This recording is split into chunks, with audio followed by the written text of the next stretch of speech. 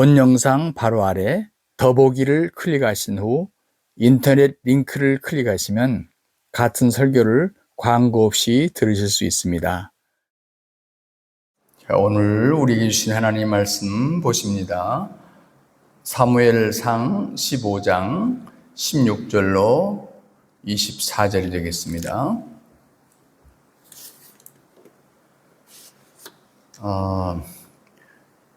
사무엘이 사울에게 이르되 가만히 계시옵소서.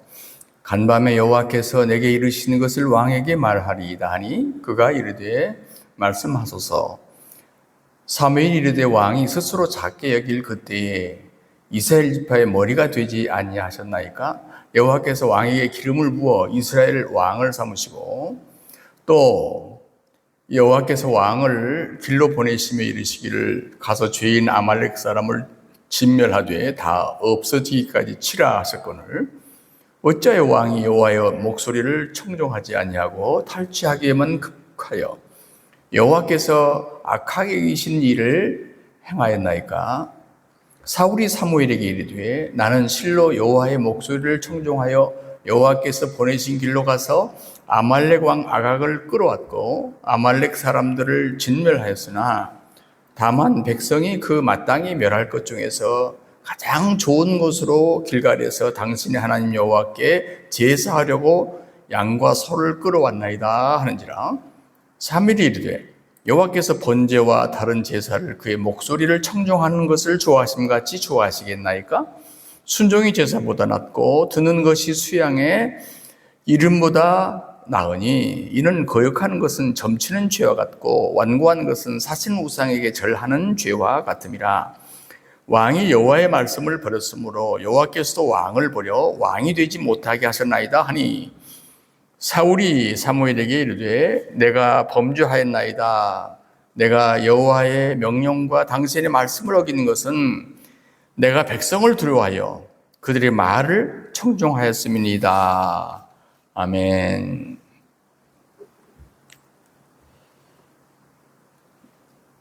예나 지금이나 오늘날도 우리가 신앙생활을 하는 가운데 기도라고 하는 부분이 상당히 많은 부분을 차지하고 있죠.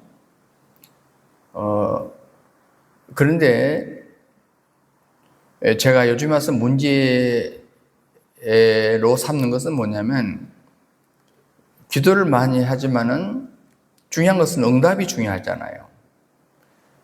그러기 위해서 하나님의 음성을 듣는 것도 알아야 되는데 소위 하나님의 음성 청지법을 훈련받지 못해서 기도 응답이 잘 안 되지 않나 하는 부분을 생각하게 됐습니다. 하나님과 그 교제가 잘 안 되는 거죠. 그래서 하나님의 음성을 잘못 듣고 착각하기도 하고 오해하기도 하고 무엇보다도 이와 관련해서 중요한 것은 뭐냐면 제가 요즘에 강조하고 있는 복음 이해가 잘 안 되는 거예요. 이것은 하나님의 음성 청지법을 제대로 알 때 단순한 기도응답을 넘어서 복음 이해에 접근하게 된다라는 생각을 제가 하게 되는 것입니다. 오늘 이 사무엘 선지자의 얘기를 제가 지난번에 했지 않습니까? 오늘은 사무엘의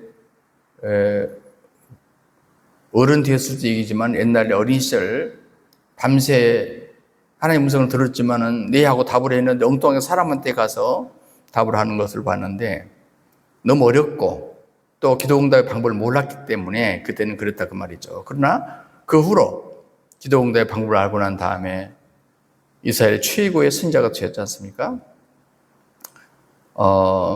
제가 이제 그 어린 시절 기억을 하시고 참 그 어린 시절 추억 얘기를 재밌게 하시는 분들이 많은데 저는 참 부러워요. 저는 어린 시절 기억이 잘 별로 없어요. 그래서 제가 굉장히 그 문제 때문에 왜 그럴까라고 의사들 상담을 해보니까 제가 큰 수술을 많이 해서 이 전신 마취를 많이 해가지고 제 기억력에 어떤 뭐 병은 아니지만은 그런 경향이 있을 가능성이 높다고 진단을 하시더라고요. 제가 이 초등학교 시절에 내 친구들이 저를 더 잘 아는 거예요.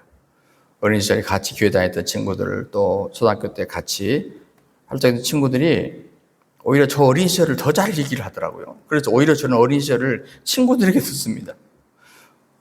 어제는 야 네가 전교 어린이 회장이었잖아. 근데 가만히 생각해보니까 진짜 그랬던 것 같아요. 친구들이 알려주더라고요. 너 이따 그럼 산속에서 토끼털로 만든 옛날에 귀싸기, 겨울에는 이렇게 귀싸기 하고 다녔거든요. 그거 하고 숲속에서 나와가지고 자꾸 뭐 예수님 너한테 뭐라고 했다고 자꾸 그러는데 우리 친구들끼리 너를 자꾸 놀렸잖아. 저희는 웃기는 애라고. 저희는 또라이라고. 자꾸 저를 놀렸다고 그런 얘기를 하더라고. 그러더니 나중에 네가 목사가 되더라. 그런 얘기 하더라고. 저는 청소년기에 이렇게 교회에서 사는 걸 좋아했고, 저는 순전히 교회에서 잤던 것 같아요. 예. 저도 노후에도 그렇게 살고 싶어서 수도원을 세우기도 했고요. 선생님들 어린 시절에 저를 사무엘이라고 부르더라고요. 저는 그때 신약 성경만 갖고 교회를 다녔기 때문에 사무엘이 뭔지 잘 몰랐어요. 나중에 이제 선사님이 신구약 성경을 사다 주셔서 제가 사무엘 상하사가 있고 사무엘 얘기가 성경에 있구나 하는 걸 제가 알게 됐는데, 제가 먼 날 선교사 시절에 이제 이메일이라는 게 생기게 됐잖아요. 내가 컴퓨터를 잘 모르니까 어떤 분이 내 계정을 만들어 주더라고요. 근데 그분이 내 이름을 네오 사무엘이라고 읽었어요. 새로운 사무엘이라고 그 말이죠. 이렇게 해서 지금까지 제가 네오 사무엘이라는 제 메일 이름을 사용하고 있습니다. 왜 그 친구가 그렇게 만들어줬는지는 잘 모르겠습니다만 어쨌든 좋은 이름이에요. 제가 이제 어느 신학교를 다니는데 자꾸 미국 교수들이 저한테 쌤 그러더라고요. 어쩔 때는 뭐 패스터 안이라고 부르기도 하지만 쌤. 사무엘의 이름을 약자로 쌤이라고 부르더라고요. 쌤. 그런데 이 사무엘이 소통을 하나님과 잘한 선지자로 알려져 있어요. 요즘 우리로 말하면 하나님과 손 기도로 교통하는 그런 아름다운 것이죠. 일단 부러워요. 예. 오늘 우리가 어떻게 이렇게 하나님 음성을 잘 들을 수 있는가 하는 얘기 아닙니까? 제가 지난번에 3가지 말씀을 드렸어요. 마음의 분주병, 분주한 습관을 자제해야 된다. 또 정음번한 기도, 좀 말수를 줄이고 듣기 위주로 해야 된다. 양심을 무시하면 안 된다. 양심의 끓임을 제거해야 이런 말씀했는데, 오늘 나머지 4가지 더 말씀드리려고 하는데, 4번째는 풀지 못한 이들을 용서해야 된다. 용서 못한 마음, 이게 응답이 안 돼요. 또 불순종한 요소를 실행해야 된다. 이 불순종한 행동도 제거하지 않으면 응답이 안 돼요. 6번째, 주님과 친밀함을 유지해야 된다. 그러니까 말씀과 특별히 멀어지면 응답이 잘 안 되는 거예요. 마지막으로 고집스러운 태도를 버려야 된다. 고집스러운 결심이죠. 이것이 오히려 하나님의 응답을 방해하더라 하는 얘기를 좀 나누겠습니다. 자, 4번째 말씀도 나누겠는데요. 그것은 풀지 못한 이들 용서해라 하는 것입니다. 용서하지 못하는 마음. 혹시 여러분 마음속에 아직 용서하지 못하고 마음에 맺힌 사람이 있어요? 맺힌 사건이 있어요? 그 사람 생각만 하면 화가 납니까? 그 사람 이름만 들어도 마음이 불편해. 그리고 어떤 분은 그래요. 목사님 다른 건 몰라도 그건 너무 용서를 못해요. 용서할 수가 없어요. 이런 얘기를 들었거든요. 근데 이것이요, 주님의 음성을 듣는데 걸림돌이 된다니까요. 오늘 용서 안 해도 무조건 열심히 아주 빡세게 기도하면 된다고 생각하거든요. 그럼 응답 받는다고 생각하거든요. 그런데 하나님 문제, 나의 문제는 다르다고 생각하거든요. 그리고 그 사람과의 관계, 하나님과의 관계와 그 사람과의 관계가 다르다고 생각하거든요. 그렇지 않습니다. 사람을 용서하지 않으면, 맺힌 것을 풀지 않으면 하나님의 음성이 막혀요. 다시 말하면 수평적인 건 관계가 막히면 수직적인 관계도 막힌다 그 말이죠. 여러분 잘 아시는 마가복음 11장 25절에 그렇게 말씀하시잖아요. 서서 기도할 때에 아무에게나 혐의가 있거든 용서해라. 그리하여야 하늘에 계신 너희 아버지도 너희 허물을 사해 줄 것이다. 자, 서서 기도할 때 그 말은 무슨 말이죠? 기도하기 직전을 말하죠. 기도하기 전에 아무에게나 혐의가 있거든, 누구의 어떤 원망을 들을 만한 일, 혹은 내가 원망하고 있는 어떤 부분이 있다면 그리하여야 그렇죠. 그리야만이 하늘에 계신 너희 아버지께서 너희 허물도 사하신 응답이 온다 그 말이죠. 여러분도 용서한다 응답이 온다 그 말이에요. 여러분 이 말씀 순서를 분명하잖아요. 순서가 기도하기 전에 뭘 하라? 용서가 먼저다. 용서 없이 기도하면 아직은 그 기도가 막혀버린다. 하나님과 소통이 차단되어 버린다. 왜 그럴까? 미움은 여러분 미움은요 마음을 꽉 채워버려요. 다시 말하면 분노는 영혼을 소진시켜버려요. 원망은요 귀를 막아버린다고. 하나님의 음성이 들어올 공간이 없애버린다고. 그러므로 미움으로 가득 찬 마음에는 하나님의 음성이 스며 들어올 틈이 없어진다 그 말이에요.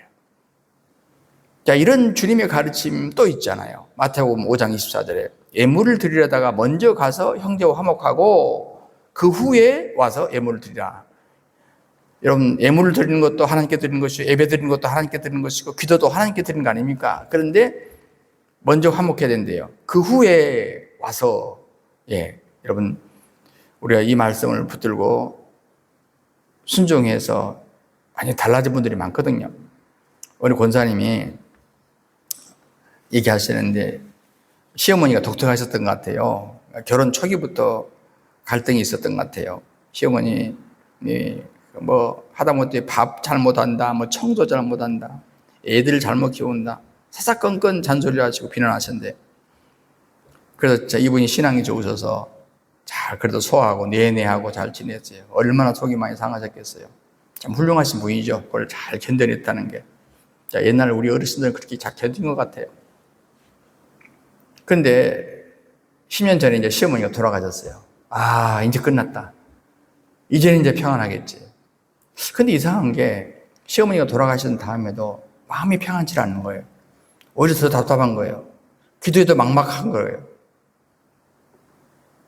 하나님 믿는 사람이고 직분자인데 자꾸 하나님이 멀어지는 거예요. 말씀을 읽어도 깊은 은혜가 안 되는 거예요. 10년이 되는데 돌아가신 지가 10년이 되는데 왜 아직도 마음이 이럴까? 기도에도 뭔가 막혔을까? 어느 날 권사님이 마가복음 11장 25절 읽으신 거죠. 서서 기도할 때 아무에게나 혐의가 있거든 용서해라. 이 권사님 생각을 했어요. 혐의? 원망이라고? 시어머니 이미 돌아가셨는데 근데 혹시 그분과 관계가 아닐까? 마음 한구석에 뭔가 잡히는 게 있었어요. 그러면서 그걸 가만히 생각하니까 30년간의 서러움, 받았던 상처들, 참았던 분노가 막 나오는 거예요. 이 권사님이 이제 깨달은 거예요. 시어머니는 이미 10년 전에 돌아가셨는데 마음속에 미움은 살아있었다는 거예요. 이미 10년의 세월이 지났는데 마음속에는 용서가 안 되고 있었다는 거예요. 그 미움이 하나님과의 소통을 가로막고 있었다는 것이에요. 그때 무릎을 꿇었습니다. 하나님, 제가 시어머니를 용서합니다.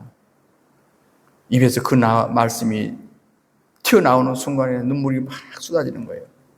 10년 동안 받았던 상처가 그리고 그 모진 말씀들 주님 용서합니다. 서러웠던 것들을 다 내려놓습니다. 한참 웃었는데 신기한 일이 일어났어요. 마음이 가벼워진 거예요.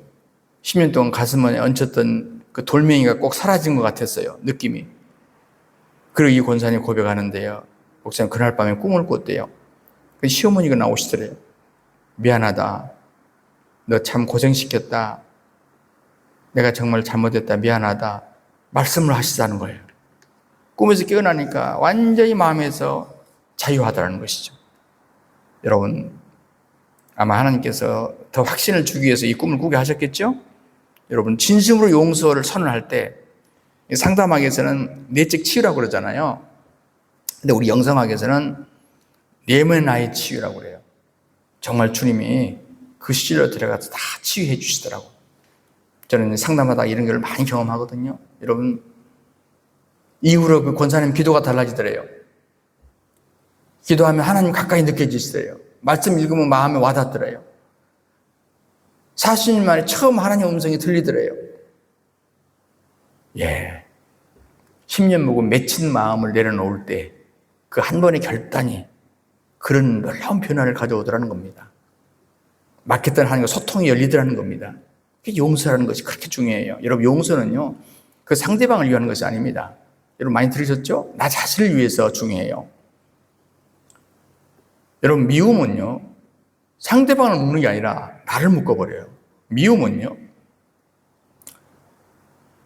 내 기도를 막아버리고 내 영적 귀를 틀어 막아버린다니까요. 혹시 지금 떠오르는 사람이 있으세요? 용서하지 못한 사람이 떠오르세요? 그 사건이 떠오르세요? 이제 놓아버리십시오. 하나님 입술로 용서를 선포하세요. 하나님, 그 사람, 그 사건 이제는 이해하고 용서합니다. 지난 세월이지만 그때 순간 막힌 통로가 열리고 하나님의 음성이 들리기 시작할 거예요. 풀지 못한 이들을 용서할 때. 다섯 번째, 불순종한 요소를 실행하라는 거예요. 바로 이겁니다. 여러분, 내가 하나님 뜻을 알고 있습니다. 해야 할 일도 알고 있어요. 그런데 안 해버려. 조금 있다 상황이 나아지면 준비되면 해야지. 이런 핑계 저런 핑계로 안 해버려. 내 마음속에 계속 감동이 있는데 미뤄버려. 이거 위험한 상태입니다. 왜냐하면 알고도 행하지 않으면요, 나중에는 더 이상 알려주지도 않아요. 왜? 알려줘봤자 안 하는 걸 뭐. 알려줄 필요가 뭐 여기 있어요. 이 성령님은 깡패가 아니거든요. 인격적이시거든요. 자, 오늘 사무엘상 15장 22절에 사무엘이 이르되 여호와께서 번제와 다른 제사를 그의 목소리를 청종하는 것을 조항 같이 좋아하겠느냐? 순종이 제사보다 낫고 듣는 것이 수양의 기름보다 나으니라. 여러분, 순종이 제사보다 낫대요. 요즘으로 하면 예배보다 순종이 더 먼저래요. 헌금보다 순종이 먼저래요. 봉사보다 순종이 먼저래요. 그런데 이 말씀 누구에게 주어졌습니까? 사울왕 아닙니까? 사울은 하나님께 명령을 받았어요. 아말렉을 진멸해라.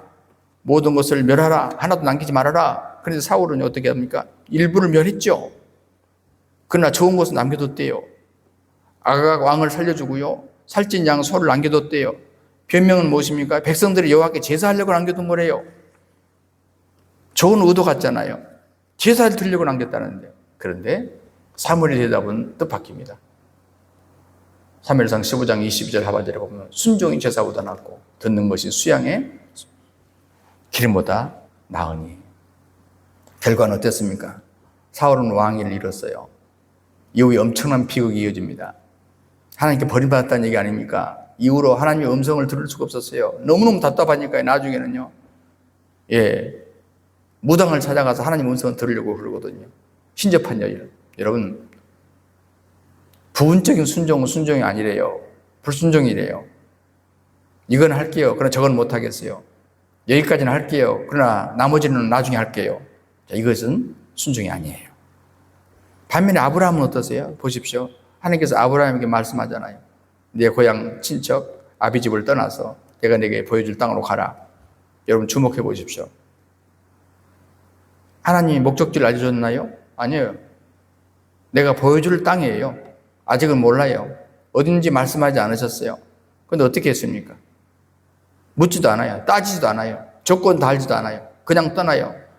창세기 12장 4절에 보면요, 이 아브라함이 여호와의 말씀을 따라 갔고 그러거든요. 요즘에 이제 고고학의 발전으로 옛 고대 근동의 모든 자료들이 지금 다 땅에서 발굴되고 있잖아요.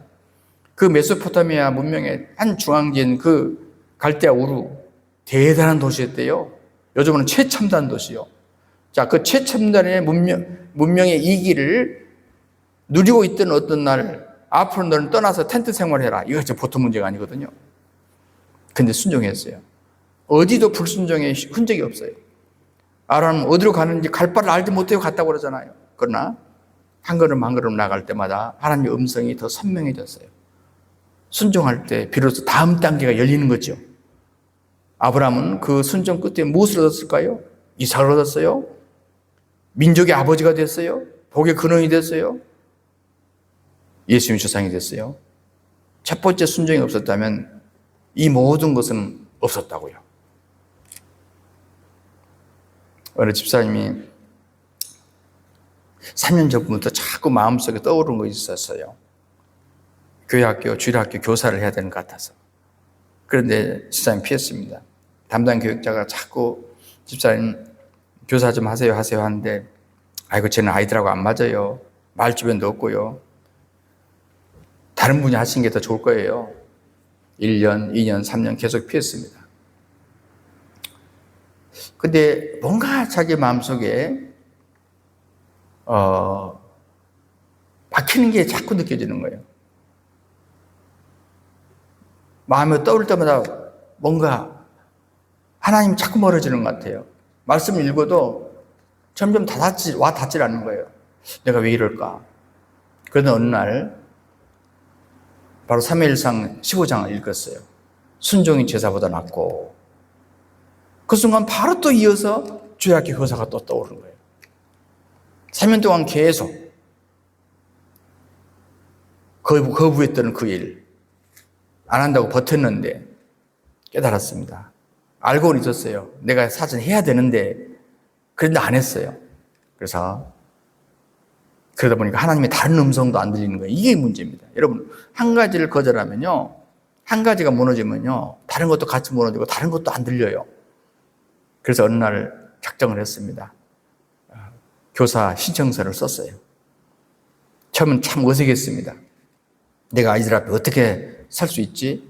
어떻게 할지 모르겠어요. 그래서 단기 교사 강습을 받았습니다. 신임 교사 강습을 받고 이제 한 달, 두 달을 수습 교사부터 시작을 해봤어요. 근데 아이들과 함께 있을 때 놀라운 기쁨이 느껴지는 거예요. 이게 나한테 맞는 일이었네. 그리고 아이들이 저기서 선생님하고 달려올 때마다 가슴이 뭉클해지는 거예요. 더 놀라운 게 있어요. 기도가 살아나는 거예요. 하나님이 가까이 느껴지시는 거예요. 말씀이 마음에 와 닿는 거예요. 이 집사님 고백이 그거예요. 3년 동안 하나님이 한 가지를 말씀하고 계셨는데 내가 안 한다고 버티니까요. 근데 하나님의 다른 음성도 안 들리더라고요. 맞습니다. 떨리는 손으로 교사 신청서를 내는 그 순간부터, 즉 순종하는 순간부터 막혔던 모든 기도의 문이 같이 열린 거예요. 순종이 제사보다 낫단 말이 그 말이거든요.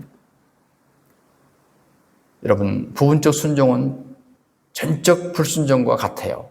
그러므로 먼저 알려주신 것에 먼저 순종을 해보는 거예요. 그러면 그 다음 것이 들리고 그 다음 것이 열려요. 여러분, 지금 미루고 있는 순종이 있습니까? 알면서도 행하지 않는 어떤 것이 있나요? 결단하십시오. 그 순종 없이는 다음 단계로 나갈 수가 없다니까요. 사울처럼 되지 마시고 아브라함처럼 되시기 바랍니다. 모든 것이 보여야 움직였다? 그렇지 않아요. 그럼 영혼이 제자리예요. 한 걸음 디뎌보세요. 뭔지 알 거예요.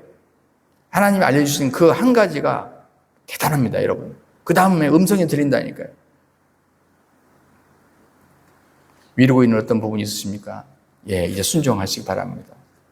6번째,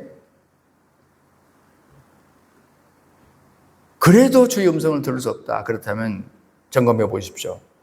주님과 친밀함을 유지하고 있는가? 즉, 내가 말씀에서 멀어져 있지 않느냐? 이런 경험이 있으세요? 오랜만에 어떤 지인한테 전화가 왔는데 그 목소리 구분이 안 돼. 누구 목소리 같기도 하고 아는 목소리 같기도 하고 생소한 목소리 같기도 하고. 여보세요? 전데요? 누구세요? 저라니까요? 누구더라? 여러분, 자주 통화한 사람들은 그냥 알아듣잖아요. 근데 오랜만에 연락을 오면 그 목소리, 그 음색을 잊어버리거든. 하나님의 음성도 나는 그렇다고 봐요. 여러분, 이것이 바로 하나님의 음성을 못 듣게 하는 이 6번째 장애물이고 착각입니다. 우리는 말씀을 안 읽어도 하나님의 음성은 들을 수 있다고 생각하거든요. 여러분, 말씀은 말씀이고 음성은 음성이라고 생각하거든요. 사실이 아닙니다. 말씀을 멀리하면요, 하나님의 음색 자체를 잊어버려요. 그러니까 성경은 하나님의 음성이 기록된 책이지 않습니까? 그래서 하나님 말투가 담겨진 책이란 말이에요. 그렇기 때문에 하나님 성품이 그 책 속에 드러난다고요. 이 책을 자꾸 읽지 않잖아요. 그러면 하나님의 음색이 익숙해지질 않아요. 익숙해지질 않아요. 말씀하셔서 못 알아듣는다니까요. 전화를 했는데 누구 음성인지는 모르겠어요. 친밀해야 됩니다. 익숙하지 않으면 들려지질 않아. 시편 17편 105편에 그런 말씀이 있죠. 주의 말씀은 내 발의 등이요 내 길의 빛이니이다. 등, 빛 확실하잖아요. 어둠 속에서 길을 찾으려면 빛이 필요하죠. 등이 필요하죠. 이게 말씀이라니까요. 말씀 없이 하나님 인도를 받으려고 하는 것은 등불 없이 밤길을 가는 것과 똑같다 그 말입니다. 지도를 펼치지 않고 길을 묻는 것과 똑같다 그 말입니다. 저는 요즘 좀 춥기는 해도 수원에서 저녁을 먹으면 제가 산책을 나가요. 주변을 한 바퀴를 돕니다. 어두워지거든요. 예. 후레쉬 랜턴을 갖고 가요. 왜냐하면 주변에 다 콘크리트 아스팔트로 되어 있기 때문에 돌 같은 건 없어요. 그런데 이 트랙터들이 지나가면서 큰 바퀴에서 흙이 떨어져 가지고 거의 돌처럼 굳어가지고 길에 있다고요. 돌멩이 같다고요. 돌뿌리 그 흙이지만 그게 걸리면 넘어져요. 그래서 후레쉬를 가지고 갑니다. 또 시골 밤에 좀 저런 차들이 지나가거든요. 내가 이 불을 비추고 가야 저 차들이 밤에 저기 누가 사람이 있구나 안다고요. 그래서 일부러 후레쉬를 비추고 가요. 여러분 요한복음 10장 27절에 이제 이것은 후레쉬 이 등이요 빛이라 하는 것은 눈에 보이는 거지만은 귀도 있어요. 귀로도 듣는다고요. 요한복음 10장 27절에 내 양은 내 음성을 듣나니 나는 그들을 알며 그들은 나를 따르느니라. 여러분 내 양은 내 음성을 듣는다. 양이 이제 처음 어린 양 태어날 때는 주인의 음성을 모르죠. 근데 이제 주인 옆에서 계속 자라다 보면은 자기 엄마의 음성만 듣는 게 아니라 그 목동의 음성도 점점 알아듣게 돼요. 익숙하게 돼요. 나중에 그러니까 다른 목동과 내 목동의 음성도 구분할 수 있는 수준이 된다고요. 그 말은 뭔 말이죠? 이 목동과 나 사이에 그 음성 면에서 친밀해졌다 그 말은 친밀. 말씀을 통해서 하나님의 음성에 친밀하게 익숙해져야 된다 그 말을 제가 하는 겁니다. 시각만이 아니라 청각도. 그래서 일상 속에서 그 음성을 자꾸 알아들여야 된다 그 말이에요. 그러기 위해서 어떻게 합니까? 우리가 늘 말씀을 너무 율법적으로 붙들려는 게 아니에요. 주의 음성 교제를 나누기 위해서 늘 습관화되어야 돼요. 자연스럽게. 40년 이상 신앙생활 하신 이제 집사님, 권사님이 되신 분이 계시거든요. 이분이 이제 노년이 되니까 눈이 자꾸 시와 눈물이 자꾸 나와요. 저도 지금 막 눈물이 자꾸 나오잖아요. 근데 노아들은 눈이 이제 침침해지니까 책 보기가 부담된다고. 눈이 시큰거리고, 보이지도 않고. 글씨가 안 보이고 자꾸 머리 아프고 그러니까 점점 성경을 읽지 않게 돼요. 40년간 읽었으니까 이제 알 만큼 알잖아요. 그러니까 다 아는 내용이라고 점점점 이제 성경을 1년, 2년, 3년 놓게 됐어요. 근데 이상한 것은 기도할 때 하나님이 자꾸 멀어지는 거예요. 예배 드려도 옛날같이 은혜가 안 되는 거예요. 찬양을 불러도 옛날 같은 감동이 없어요. 전에는 기도하면 따뜻했는데 그 느낌도 안 살아나요. 그냥 요즘은 자꾸 목사님 말씀도 허공을 치는 것 같아. 똑같은 목사님 말씀이 이상하네. 근데 어느 날 손녀가 선물을 하나를 해줬어요. 큰 글씨 된 강대상용 성경이요. 글씨가 엄청 커요. 할머니, 이 글씨가 엄청 커요. 이걸 읽어보세요. 손녀가 선물을 줬는데 딱 펼쳐보니까 글씨가 들어오는 거예요. 읽을 수 있게 되는 거예요. 이 권사님이 드디어 말씀을 읽기 시작했습니다. 처음에는 이런 말씀도 있었네. 세상에. 40년 동안 읽었던 성경인데 새롭게 느껴지는 거예요. 일주일, 한 달, 석 달 놀라운 변화가 일어났습니다. 기도할 때 하나님을 가까이 느껴졌어요. 기도가 달라진 게 아니었거든요. 예배 드릴 때 눈물이 나요. 찬양할 때 가슴이 다시 뭉클해져요. 권사님 고백이 그겁니다. 10년 동안 말씀을 안 읽으니까 하나님의 목소리를 잊어버렸다는 거예요. 오랜만에 만난 친구 목소리가 낯선 것처럼 하나님의 음성이 낯설어져 버렸다는 거예요. 눈물로 고백하시는 이 권사님의 고백이 그럽니다. 그런데 다시 말씀을 읽으니까 그 목소리, 그 말투, 하나님 이렇게 말씀하시는 거 살아나더라는 거죠. 손녀가 선물한 그 큰 글씨 성경. 여러분, 그 말씀을 펼치는 순간에 잊었던 하나님의 음색이 살아난 거예요. 바로 이것이 주의 말씀은 내 발이요 등이라는 뜻입니다. 말씀은 단순한 책이 아니라니까요. 하나님의 음성이 담긴 편지입니다. 이 편지를 읽지 않으면 하나님의 음색을 잊어버린다니까요. 전화 목소리를 잊어버린다니까요. 제가 아는 권사님 지난번에 그 자녀들 보러 오셨다가 요 앞에 앉으셨잖아요. 그 권사님 지금도 교회 아마 항상 앞에 앉으실 거예요. 성경을 이 독수리 타법으로 컴퓨터에다 이걸 성경을 다 기록을 하시더라고요. 몇 권을 해서 이제 손주들 다 한 곳에서 주겠다고 계속 하고 계시더라고요. 예. 이분은 과거에 절에 다니시면서 1,000배가 아니라 1만 배를 하셨다더라고요. 얼마나 대단합니까? 근데 어느 날 그러시더라고요. 목사님, 아무 필요 없어요. 다 필요 없더라고요. 예수님께 돌아오는데 얼마나 열심히 성경을 컴퓨터로 다 쳐서 기록을 하시는 거예요. 매일. 여러분, 그러니 늘 주님과 교통이 가능한 거예요. 목사님, 주님이 나한테 뭐라고 하신 것 같아요? 주님이 나한테 뭐라고 하셨어요? 이 말씀 자주 하시는 거예요. 그건 뭐 다른 게 아니에요. 말씀을 가까이 하시니까. 사랑하는 여러분, 하나님 음성을 듣고 계십니까? 바쁘다고, 눈이 심심하다고, 다 아는 내용이라고 멀리하고 계십니까? 그러면 하나님의 음색을 잃어버려요. 하루에 한 장이라도 괜찮아. 양이 중요한 게 아닙니다. 꾸준히 해야 됩니다. 그 말씀 안에서 하나님의 음색이 친밀해져요. 그럼 일상 속에서도 그 음성을 익숙하게 알아들을 수가 있습니다. 그 속에서 복음의 말씀이 들려요. 네. 마지막 7번째 말씀을 드리고 싶은 것은 뭐냐면 고집스러운 태도를 버리라는 것입니다. 고집스러운 결심. 앞에 있는 6가지를 다 해도 말씀이 안 들린다. 예, 이거 하나 주목해 보세요. 혹시 여러분 이런 적 있어요? 기도할 때 이미 답을 정해놓고 기도하신 적 없어요? 하나님 이렇게 해주세요. 하나님 이렇게 해주셔야 됩니다. 이 방향으로 인도해 주세요. 하나님 이 사람을 꼭 만나게 해주세요. 예, 제발 제 뜻을 이루어주세요. 제 뜻대로 따라와 주세요. 꼭 그렇게 말하는 건 아니지만요. 우리 중심이 지금 그렇게 돼 있잖아요. 이것이 7번째 응답받지 못하는 장애물이라니까요. 우리는 내 방식대로 살면서도 하나님의 인도를 받을 수 있다고 생각을 하는 거예요. 내가 계획하고 내가 결심하고 그리고 하나님은 도와주시면 된다고 생각하는 거예요. 그런데 사실은 그렇지 않습니다. 내가 주인의 자리에 앉아 있으면요. 우선 하나님의 음성부터 들리지 않는다 그 말이에요.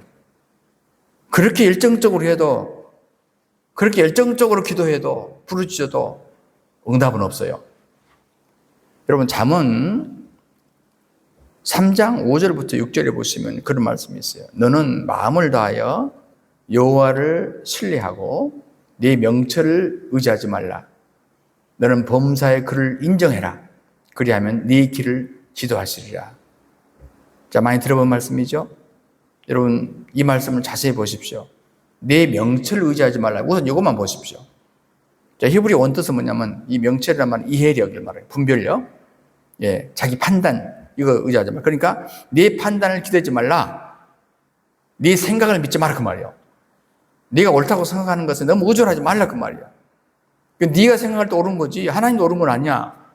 범사의 그를 인정하라. 다시 말하면 모든 일에 하나님을 주인으로 인정해라 그 말이야. 그리하면 네 길을 지도해 주실 것이다. 자, 이 순서를 보세요. 먼저 내 생각을 내려놓아야 된대요. 내 생각을 네가 이해하고 네가 분별하고 네가 판단했던 거 그것도 내려놓아야 된대요. 먼저 하나님을 주인으로 인정해라 이겁니다. 그래야 인도해 주시겠다. 내가 주인 자리에 앉아 있으면 하나님은 인도하실 수 없다 그 말 아닙니까? 운전석은 하나인데 운전석에 두 사람이 앉을 수는 없잖아요. 그럼 운전대를 그분에게 맡겨라. 네가 운전대를 꼭 잡고 있으면 어떡하니? 네가 운전대를 잡고 있으면 하나님 인도해 주세요. 그 말이 되니? 그 말이에요. 여러분 성경에 창세기 37장부터 나오는 요셉이 있잖아요. 요셉은 형들에게 팔려서 종이 됩니다. 예, 그 기원받던 그 아들이 어느 날 한순간에 종으로 바뀌어버렸어, 신분이요. 억울한 누명을 쓰고 이제 감옥까지 갑니다. 인간적으로 보면요, 모든 것이 끝장난 겁니다. 꿈도 끝났죠. 희망도 끝났죠. 인생도 끝장난 거 아닙니까? 저는 요셉 얘기 읽으면서 그가 끝장날 것도 됐는데, 끝장난 시기도 됐는데 왜 결과는 그렇지 않지? 늘 그렇게 생각이 들더라고요. 요셉은 어떻게 합니까? 원망했다는 얘기가 없어요. 형들을 저주하지도 않아요. 왜 나만 가지고 이래? 이러지도 않아요. 보디발의 집에서 성실하고 감옥에서도 최선을 다하고 맡겨진 일에 충성하고 하나님을 신뢰합니다. 특징이 뭐냐면 요셉은 자기 방식대로 하려고 하지 않았다는 얘기입니다. 상황을 자기 힘으로 끌려고 하지 않아요. 자기 힘으로 바꾸려고 하지 않아요. 그냥 하나님을 신뢰하면서 맡기는 자리에서 그냥 주어진 일에 최선을 다하는 거예요. 맞죠? 하나님을 신뢰하면서 맡겨진 그 자리에서 주어진 일에만 최선을 다해.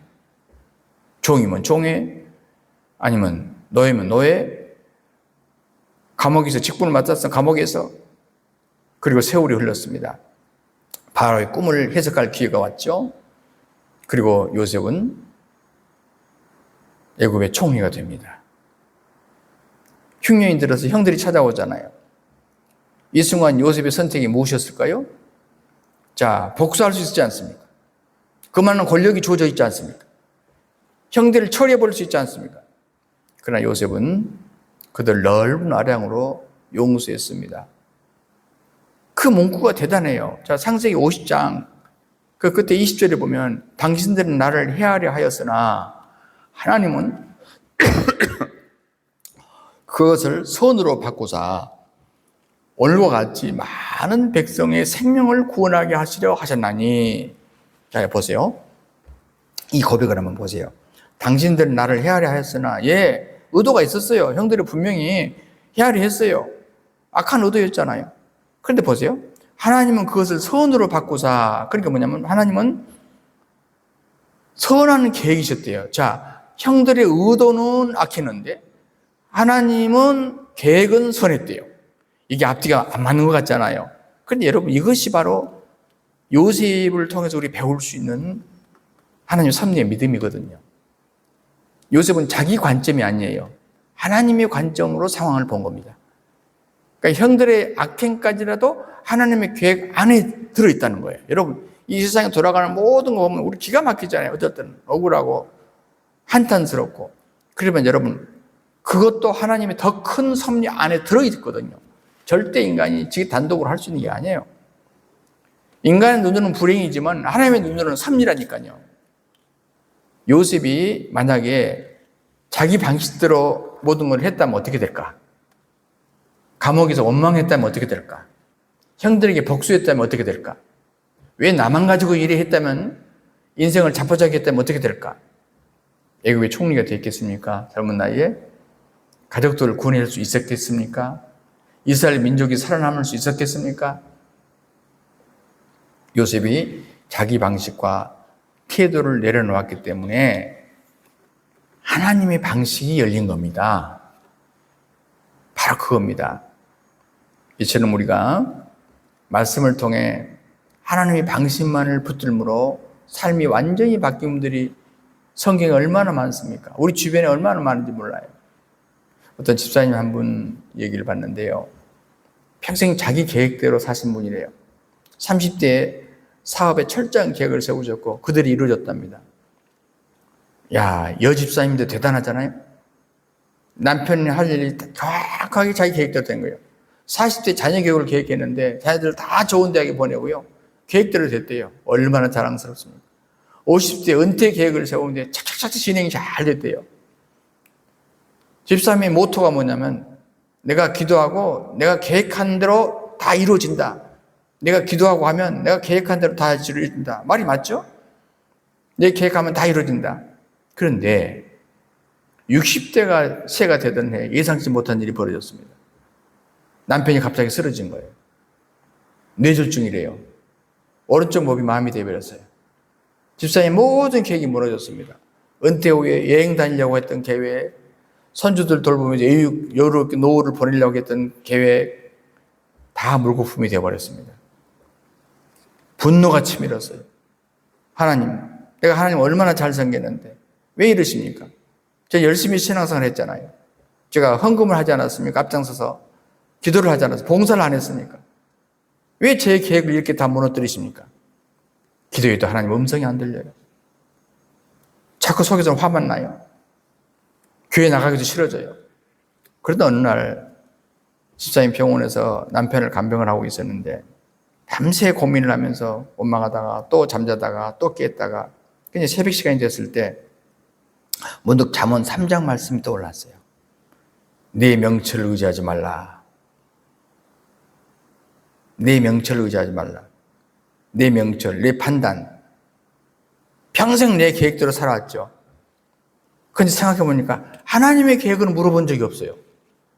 내 계획만 들이 얘기했지 하나님의 계획을 물어본 적이 없다고. 하나님은 어차피 내 계획도 따라와 주셔야 될 뿐이야. 그 순간 중요한 걸 깨달았습니다. 아, 내가 하나님 평생 하나님 믿는다고 했지만 실제로는 내 계획을 믿고 있었구나. 내가 하나님은 믿었지만 내 보조 역할을 해주신 분으로 믿었구나. 그래서 내 계획을 축복해 주세요. 축복해 주세요. 자, 그거 아닙니까? 예, 저를 축복해 주세요. 믿습니다. 축복해 줄 줄 믿습니다.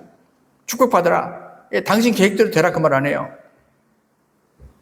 어느 날 병원 벽도의 한 구석에서 집사님이 무릎을 꿇었습니다. 하나님, 제가 잘못한 것 같아요. 평생 제 방식대로 살았죠. 내가 주인이었네요. 이제라도 내려놓겠습니다. 남편 병도 주님께 맡기겠습니다. 제 계획대로 이제는 다 버리고 그 대신 주님의 계획을 따르겠습니다. 신기한 것은 그날 밤 처음으로 마음에 신기한 평안이 몰려왔습니다. 상황은 바뀐 거 하나도 없어요. 남편이 여전히 아팠습니다. 그런데 집사님 마음은 달라졌어요. 아, 그렇게 목사님이 설교했던 하나님이 주인이라는 말, 나는 그냥 대충 생각해 왔는데 내가 아니라 하나님의 인도하심을 말하는구나. 하나님이 주인, 진짜 맞아. 하나님이 주인. 그 후 5년이 흘렀습니다. 남편은 조금씩 차도가 있었지만 완전히 회복된 건 아니에요. 왼손으로 겨우 움직이시는 정도였습니다. 근데 놀라운 것은요, 그 집사님 부부가 그 교회에서 환우 신방팀의 팀장이 된 것입니다. 병원에 입원한 성도들 앞장서 그래서 찾아가서 기도해 주는 사람이 된 거예요. 아픈 사람 마음을 너무너무 자기가 이해하게 된 거예요. 집사님이 고백합니다. 목사님, 이제 알았어요. 제 계획은 여행 다니는 거였고 하나님의 계획은 아픈 사람들을 섬기는 거였어요. 남편이 안 아팠더라면 아직까지 저는 주님의 마음을 몰랐을 겁니다. 제 방식대로 내 태도를 내려놓으니까 하나님의 방식이 보이기 시작했어요. 병원 한 복도에서 무릎을 꿇고 주여 내려놓겠습니다 고백하던 그 순간, 평생의 자기의 고집, 자기 태도를 내려놓는 그 순간 한 번의 결단, 그 결단이 전혀 예상치 못한 새로운 길을 열어주신 겁니다. 바로 이것이 내 명철을 의지하지 말라는 의미예요. 내가 주인의 자리에 앉아있으면 하나님의 인도가 없습니다. 내가 운전석을 내어드려야, 내 방식, 내 태도를 내어놓아야 하나님이 직접 이제 내 인생을 운전하신다니까요. 그래야 주님의 제대로 된 음성을 듣는다니까요. 하나님의 인도가 시작되는 것이 보인다니까요. 지금 여러분의 삶의 주인은 누구십니까? 여러분 지금 아직까지 운전석에 여러분이 앉아 계시는 거 아니에요? 하나님이 진짜 내 인생의 운전대를 붙잡고 계시나요? 확신하세요? 그렇지 않다면 오늘 결단하셔야 됩니다. 주님, 제가 주인의 자리에서 내려오겠습니다. 제 방식 대신, 내 태도 대신 주님의 방식을 따르겠습니다. 운전대를 주님께 내놓습니다. 차 키를 주님께 드립니다. 우리 집의 모든 마스터 키도 주님께 드립니다. 주님의 손안에 놀려놓습니다. 이 결단이 우리 인생을 완전히 바꿀 것이에요. 자, 여러분, 우리가 하나님의 음성을 막는 당장 버려야 될 것 7가지를 제가 말씀을 2번에 걸쳐서 나누었어요. 우리가 채울 것이 아니라 이것들을 버려야 된대요. 이게 제가 깨달은 거예요. 분주한 습관에서 자제해라. 다시 말하면 마음의 분주병을 버려라. 듣기 위주로 말수를 줄여라. 증언부원한 기도를 버려라. 3번째, 양심의 꺼리낌을 제거해라. 양심을 무시하지 말라고요. 작은 것들도 풀지 못한 이들을 용서해야 됩니다. 그 사건 용서해야 됩니다. 용서하지 못하는 마음 버려야 됩니다. 불순종하는 요소 실행해야 돼요. 행동으로 옮겨야 돼요. 작은 불순종, 제사보다 낫습니다. 순종이 아브라함처럼 주님과 친밀함을 유지하기 위해서 어떻게 합니까? 여러분, 여섯 번째, 이 말씀과 멀어지면 안 돼요. 여러분, 기도, 말씀이 근거한 기도가 아니면요, 기도 응답은 없습니다. 우선 하나님과 친밀함 자체가 안 돼요. 교통 자체가 안 됩니다. 그리고 마지막으로 고집스러운 우리 태도. 이렇게 해주세요, 이렇게 해주세요. 주님이 나를 따라줘야 된다고 생각하는 이 태도 버려야 됩니다. 고집스러운 결심 오히려 버려야 돼요. 예, 오히려 주님이 주인 되시도록 해줘야 합니다. 운전대를 주님께 드리면서 내 명철을 버리고 범사의 주님을 인정할 때 주님의 인도하심이 확실하게 될 것이고 주의 음성이 들리게 될 것이고 복음을 이해하게 될 것입니다. 주 하나님 우리 아버지 고맙고 감사합니다. 주님은 우리에게 친밀한 관계로 계속 대화하기 원하시고 응답 주시기 원하는데도 불구하고 우리가 주님의 음성을 듣는다고 하면서 듣지 못하는 아쉬움 가운데 지냈습니다. 불쌍히 여겨주시고 이제 주여 우리에게 말씀하옵소서. 주의 종이 듣겠나이다. 날마다 주의 음성을 들으며 더 나아가 복음이 깊이 속으로 이해되고 깨달아지도록 역사해 주시고 복음 안에서 들려지는 하나님의 음성이 제대로 우리에게 들려지게 하여 주시옵소서. 감사드리며 주 예수 그리스도 이름으로 간곡하게 기도드리옵나이다. 아멘.